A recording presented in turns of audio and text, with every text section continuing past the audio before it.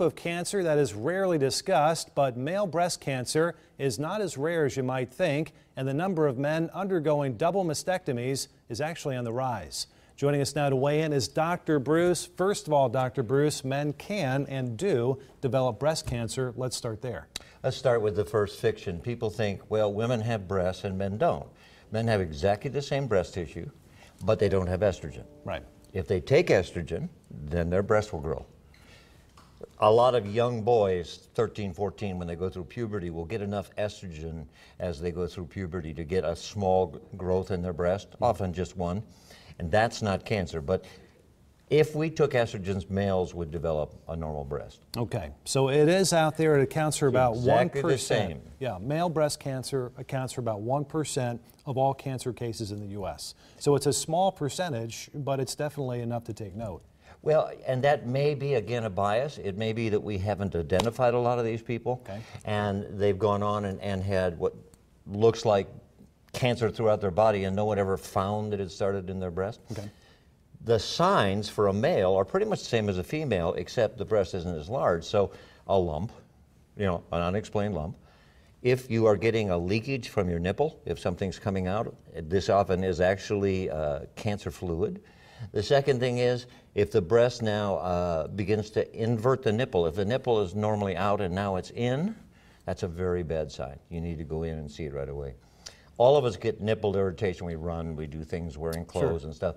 But if that's continuous, if one nipple is starting to hurt more and more, that's a warning sign. Okay. Now, who should be concerned? Those who have a long, strong family history of female breast cancer in their family. So if mom and sisters and others had young breast cancer, they're at risk because the same gene, the BRCA gene, which causes a higher incidence in women, is also the same in men. Okay. Breast cancer in men is about 100 times less common than in women. However, surgeons have found they're actually less likely to survive breast cancer. Why is that? It's usually what we call a ductal cancer, so it's one that's very aggressive. It tends to be the kind that women find because of the fact that they start to leak, and men are later doing that, and the lump does not occur right away. And so when we go in to find that, and you can't do a mammogram on a male easily, so you have to do an ultrasound, right, it's harder to pick up.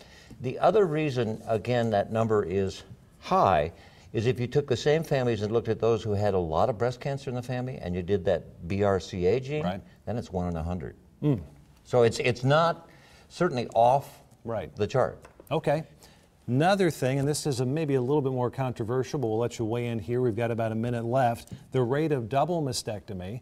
There's been controversy in men and women. Is it, number one, necessary? Your feelings on that. And also, it's been rising in women. It's gone from 2.2% in 1998 to 11% in 2011. And now we're talking about male mastectomies. That rate has almost doubled, 3% in 2004 to almost 6% in 2011. What are your thoughts on that? There aren't good studies, but I do a lot of genetic counseling for breast cancer.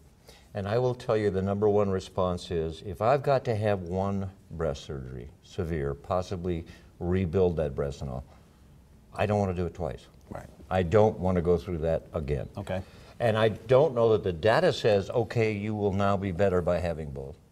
But I think facing a very significant major surgery, a very significant, essentially, healing process, right, these people are looking at it and saying, do I really want to continue to wait and worry? I've talked to women who have had a single mastectomy, and they said they still get up almost every day and check for a lump. Yeah. And they just think in their mind, now this may not be good science, but the point is, you have to look at your own feelings and say, could I do this again? And I think that's why you're seeing the increase in double mastectomies.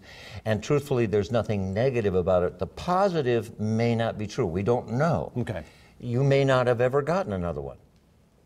But yeah, the psychological peace of mind is a huge thing. Peace of mind is huge, and I think we underestimate. We do all these science studies and say, well, maybe it's not the best thing to do. Can you sit at home wondering if I should have? That's the question. Dr. Bruce, as always, a true pleasure. Thanks so much for being here.